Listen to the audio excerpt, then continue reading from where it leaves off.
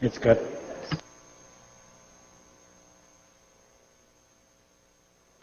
Good morning, everyone. Call the meeting to order. We have two people that need to be excused. Wayne and Anne-Marie are on a weed tour, I think.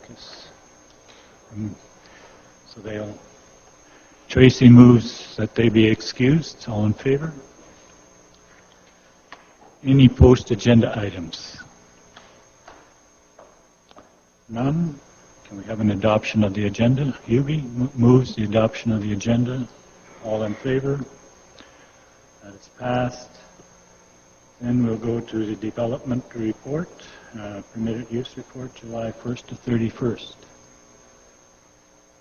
Any questions?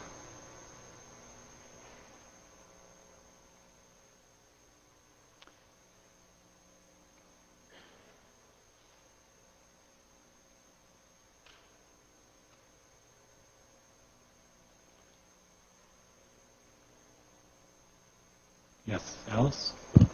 Just kind of an FYI for you, the Birchall application, which is right at the bottom, that is out in Lake Newell Resort. And so, as you may be aware, EID has been notifying people out there about encroachments onto their land.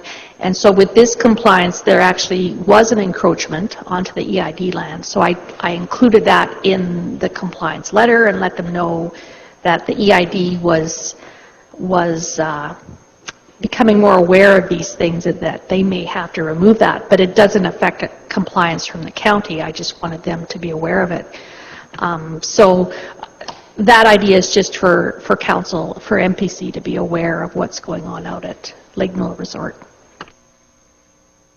I also had a question on the pole barn for Hall. Is that an acreage residential, or why would they need a permit for a pole barn? The land is zoned fringe. The land is zoned fringe, so it's not exempt. Yes, Kelly? Question, Alice, going back to your comment, so would the residents be clear on that it complies with the county, but they also need to get compliance from the EID? Or I could see that being very confusing for a resident. You're absolutely right, and I actually talked to these people because I knew them, and they said that the EID had contacted them and let them know and had provided them with a letter saying, in future, you may be required to remove these encroachments, or if you do any more construction on the site, you may need to adjust things so that these encroachments don't affect the EID property. And my suggestion to them was give the new owners a copy of that letter. So anyone I'm talking to out at Lake Newell Resort, that's what I'm trying to convey to them, that if they get a letter from the EID saying they're okay for now, keep it, because that could be helpful in the future with them. So just, we communicate with our utility companies and we get their go-ahead on developments. Could we not be communicating with the EID and getting their feedback on this before we give compliance, or no? Oh, I see. Okay.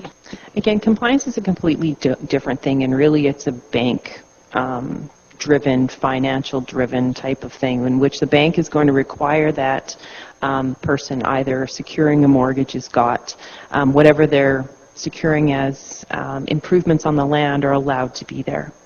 So again, as municipalities, we're not required to give compliance letters, but it is a way to assist in ensuring that the process of buying and selling works better. So again, when the municipality is looking at it, we're only going to look at anything that's in our land use bylaw. So again, if there is an encroachment, because again, it may show that there's a, I don't know, fire pit, I don't know what this is, out on somebody else's property, well, technically, we're only worried about what's on the lot that in question that's looking for compliance. But again, I think giving people additional information is always a good thing, but it really isn't part of our process, and it isn't anything to involve third parties. So on an appliance, we do not circulate. We don't go to utility companies. We don't go to adjacent landowners. It comes in, we say, yes, you meet the setbacks. You don't meet the setbacks. You have a house. It's a permitted use. You know, those types of things, so that the bank understands what they're securing is actually allowed to be there. That's really what the compliance is. Okay, anything further? All right, we'll accept it all for information. We have one subdivision. Diana? Great, thank you. Again, this is 2018-0-106. It's pretty straightforward, but I'll find my paperwork here. Again, it's to create one new lot of about 5 acres in size, containing existing residence and improvements from a previously unsubdivided quarter section. It's the northeast of 1715-13 in Division 1, about 2.5 miles north and 1 mile east of Rolling Hills. Again, a surveyor sketch has been submitted, and the dwelling and all improvements are contained within the proposed lot. It should be noted that there is a settling pond at the very south corner of this, but it is under an irrigation right-of-way plan and part of the EID works, and therefore I wouldn't consider it a pond, which would require that 100 meters back from, or 100 feet back from any property lines, because it's actually irrigation. It's exempt from that particular setback. So again, the water for the parcel is from the county's rural water line, and sewage is currently dealt with via septic tank and field. Again, the parcel has access to the developed road to the east, and again, the comments from Municipal Services indicate that that's the main access as well to the residual parcel. So again, because it's farm access, if they were to go past that and into the field, that's really no different than what we normally do for agriculture, so there's no requirement for any road construction or anything like that to access the field. So again, through the referral process, again, the Municipal Services has provided their comments, as I've discussed. TELUS has no issues or concerns. Fortis does not require any easements. And Alberta Transportation, also because of the new requirement to circulate anything within a mile now of any highway, so they're getting a lot more of these, but again, they're outside of any concerns that they would have. So again, I'm recommending approval of this based on one condition, which is just the payment of any outstanding property taxes. Any questions? Alan? Just regarding the access, let's say the property, the subdivision would be sold to another party. Does that mean then that the farmer has to go through their yard to get to the land? So the access to the actual residual would be up on the undeveloped road allowance to the east. So again, the road itself is only developed probably as far as the entrance or approach to the yard site, but that doesn't impede the person who would be perhaps purchasing the farmland to access it a different way or along the road. Yeah. Yes, Alan, and I was there this morning, and it's perfectly accessible. It's just not built up, but it's not even a prairie trail. It's graded, it's smooth, and if you're looking at that particular picture, it's probably history, because right now there's a pivot going around. Trees are all gone, and the corn is about 7 feet high. Yes, Brian. I'd make a motion to approve. Brian makes a motion. Any other questions? All in favor? That is approved. The development permits, we're dealing with, well, we'll deal with the first one, but there was a bit of a mix-up in what we were given, so go ahead, Alice. I'll just provide a clarification here. So 2018-051A and 2018-052A, they're both for the same site, basically. There's lot 1, lot 2, so the air photo was switched between the two. This won't affect any of the circulations, as all the circulations would still go to the same people, so it will not affect approval or refusal of this application. Okay. Yes, Shanali?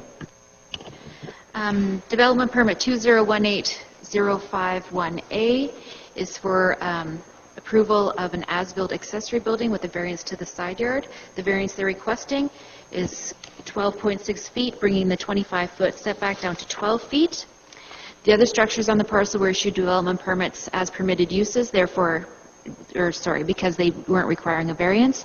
The applicant has obtained an access easement for the parcel and the parcel immediately south. The access easement is required because the approach was intended to be constructed on the property line, but was constructed completely on the parcel to the south. There was no issues from staff or concerns. There was no response from adjacent landowner, and we are recommending approval with conditions. Questions? So we'll deal with the accessory building first, which is 8051A. We have a motion. Molly? Molly moves. Questions? All in favor? Okay, that one is passed, and we'll move on to the second one, which is for the shop. Development permit 2018052A is for the parcel just to the south. For the shop, to the south. With a variance the variance they're requesting is 18.3 feet, bringing the 25-foot setback down to 6.7 feet. There was no issues or concerns from staff. There was no response from adjacent landowners, and we're recommending approval with conditions. Any further questions? Can we have a motion? Hubie? Hubie moves. All in favor?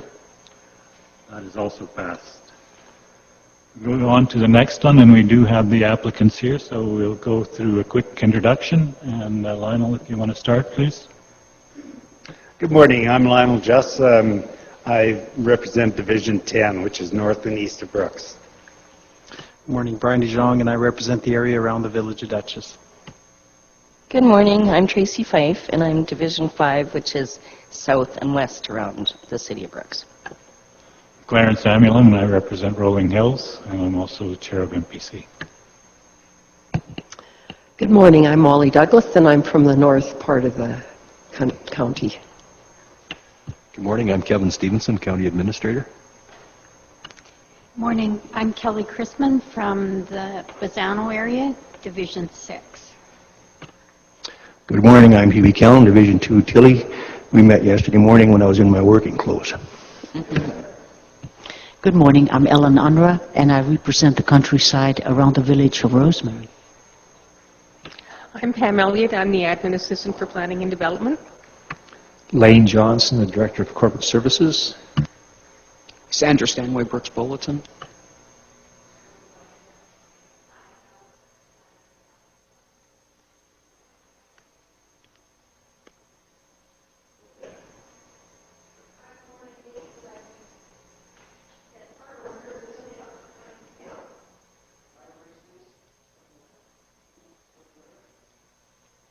Okay, thank you very much for coming.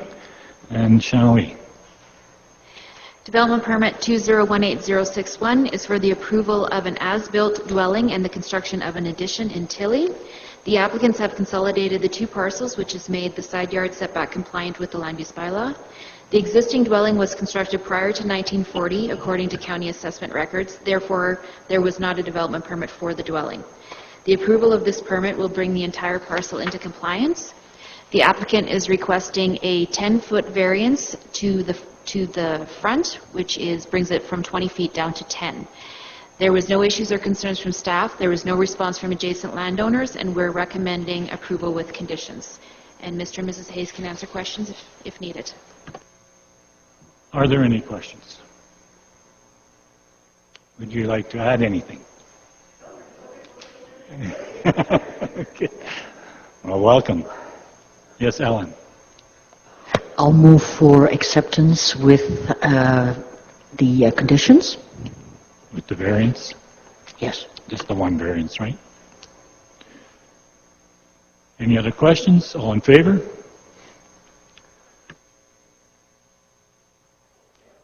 Thanks for coming in.